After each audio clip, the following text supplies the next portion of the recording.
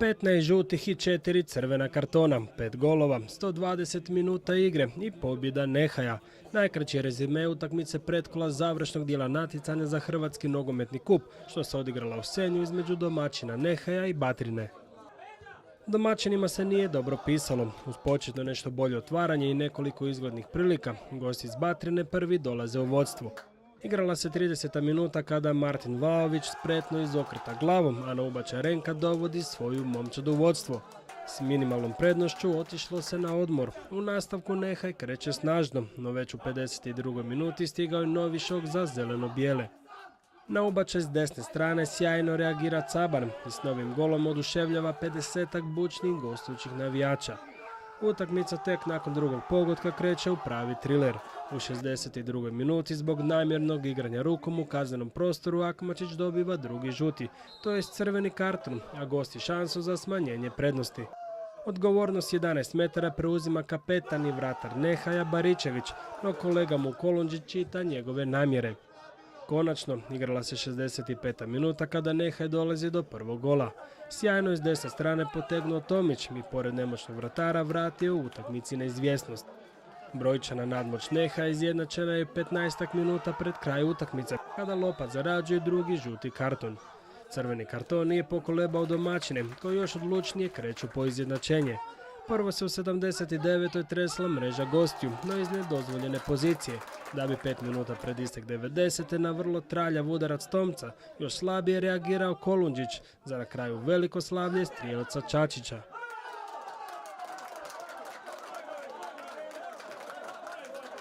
Pobjedu gostima u samoj završnici mogao donijeti Ivan Vlaović, no ispriječila se greda. Velika sparina uzela je danak od igrača obiju momčadi. U nervoznim i rastrganim produžecima bolje su se snašli domaćini.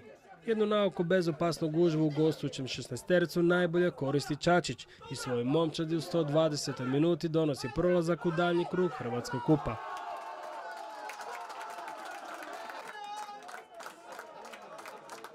Utakmica je bila u vrlo teškim uvjetima, svima je bilo teško, bilo je vruće i nama i njima. Rezultat je sam pokazao, puno golova je palo, na kraju se riješila ova saga, puno je bilo i žuti i crveni kartona, borbena utakmica bila. 2-0 ste gubili, uspjeli ste se vratiti u onom drugom produžetku, tvoje golovi. To je tako kad imate taj borbeni tip ili doćeš pobjedi do kraja utakmice, ne puštaš do kraja, to se isplatilo. Mi smo se dugo spremali za ovo, cijelu prošlu sezonu baš smo se trudili, borili, sve smo podredili tome kupu županijskom. Došli smo tamo do finala, imali smo velike šanse to i uzeti, nismo. I evo konačno ova utakmica, ovo pretkolo za koje se spremamo cijele pripreme.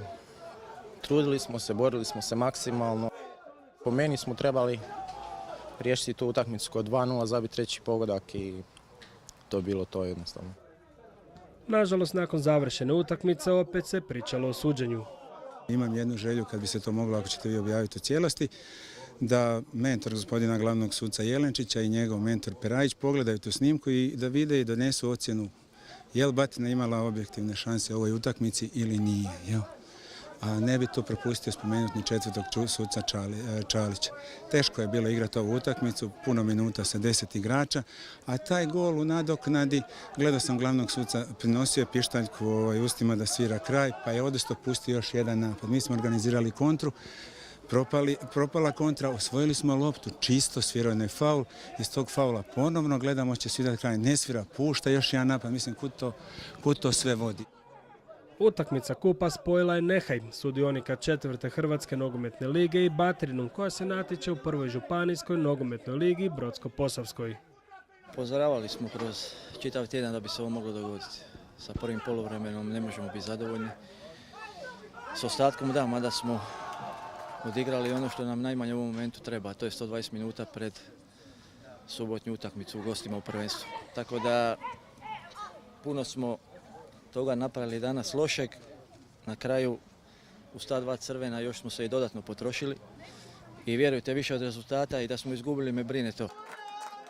Za razliku od nastavka prvenstva, briga oko mogućeg suparnika u kupu nema, samo želje.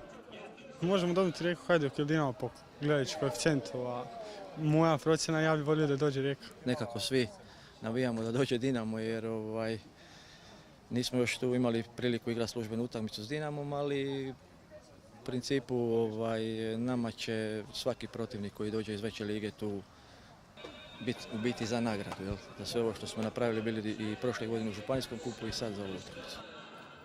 Pobjednici pretkola nastavljaju svoj put u 16. finala koji se igra 20. rujna.